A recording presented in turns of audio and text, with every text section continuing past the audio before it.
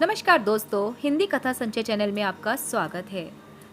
अभी तक आपने देखा कि किस तरह से कशिश ने राहुल के ऊपर वो रसगुल्लों से भरा हुआ डिब्बा गिर दिया। कहानी का चौथा भाग, एक मीठा एहसास। घर आकर कशिश अपनी हंसी रोक नहीं पा रही थी। ऑफिस में जो हुआ याद कर करके खुद ही अपना सर पीट लिया। तू भी ना कशिश, सुबह ऑफिस में मीटिंग थी। राहुल एक नए बिजनेस में हाथ डालना चाह रहा था। ये मीटिंग उसी बारे में थी। तमाम ब्रांड थे उनकी कंपनी की मार्केट में और अब वो साड़ी के क्षेत्र में भी उतरना चाहता था। राहुल सभी को अपनी बात समझा रहे थे कि वो क्या और कैसे चाहते हैं, साड़ी की डिज़ाइनिंग से लेकर उसके प्रोडक्शन, मार्केटिंग आदि। पर कशिश का ध्यान तो बस राहुल पर था, उनकी बातों पर नहीं।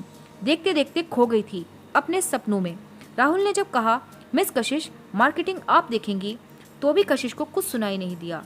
मिस कशिश, इस बार राहुल ने थोड़ी तेज आवाज में कहा तो कशिश हबड़ा गई। हाँ हाँ, यस सर, मार्केटिंग पूरी तरह से आप देखेंगी, राहुल ने अपनी बात दोहराई। जी सर, बिल्कुल आप चिंता मत करिए, कशिश ने छोटे बच्चे जैसे जल्दी जल्दी सिर हिलाते हुए कहा। तो राहुल के होठों पर हल्की मुस्कान आ गई जिसे वो सबसे छिपा गया। 10 दिन बाद साड़ी के सैंपल्स बनकर आ गए। प्यून राकेश ने आकर कशिश को कहा कि राहुल सर केबिन में बुला रहे हैं। वहाँ साड़ी के सैंपल्स रखे हुए थे। बहुत ही खूबसूरत रंग और डिजाइन थी। राहुल ने कहा, मिस कशिश, आपने कुछ सोचा है कि कैसे मार्केटिंग करनी है? इस तरह प्लान करिए कि साड़ियाँ मार्केट में आते ही छा जाएं, हाथों हाथ बिक जाएं। जी सर, मैंने सोचा है हम इन साड़ियों के साथ एक अच्छी सी एड शूट करेंगे, किसी भी बड़ी मॉडल के साथ, और पूरे शहर में बड़े बड़े होर्डिंग्स एंड कटआउट लगवाएंगे। साथ में टीवी और सोशल मीडिया पर भी इसका ऐड देंगे। कशिश एक सांस में बोल गई, ओके, साउंड्स गुड, ठीक है, फिर आप तैयारी शुरू कर दीजिए, राहुल ने कहा। पर सर एक रिक्वेस्ट है। हाँ बोलो, राहुल कशिश की तरफ देखता है। सर हम एड की शूटिंग सी बीच पर करेंगे, कशिश ने कहा। व्हाट, बीच पर साड़ी पहनकर कौन जाता है मिस कशिश? राहुल ने आश्चर्य से पूछा।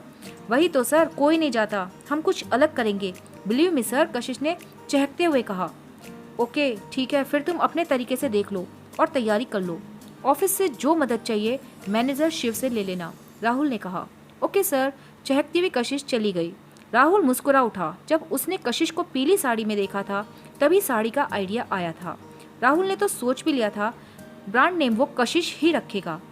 वो उसे बहुत प्यारी लगने लगी थी, लेकिन वो कभी अपनी फीलिंग्स दिखाना नहीं चाहता था, इसलिए हमेशा गंभीर बना रहता था। कशिश लग गई थी तैयारी में।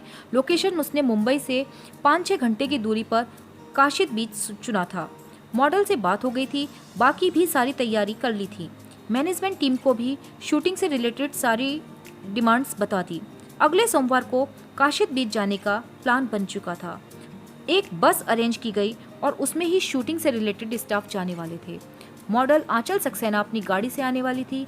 उनको लोकेशन और दिन की जानकारी दे दी गई थी। रविवार की शाम को कशिश के फोन पर रिंग हुआ।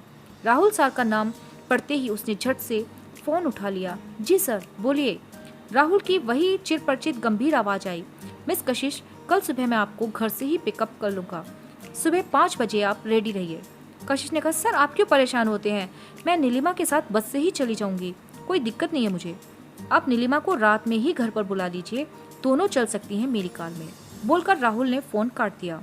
इधर खुशी से कशिश उछल पड़ी। वाह, कितना भी खड़ूस नहीं है बॉस, मज़ा आएगा, आराम से जाऊंगी और उसका साथ भी रहेगा, क्या पता मेरे दिल की बात उस तक भी पहुंच जाए।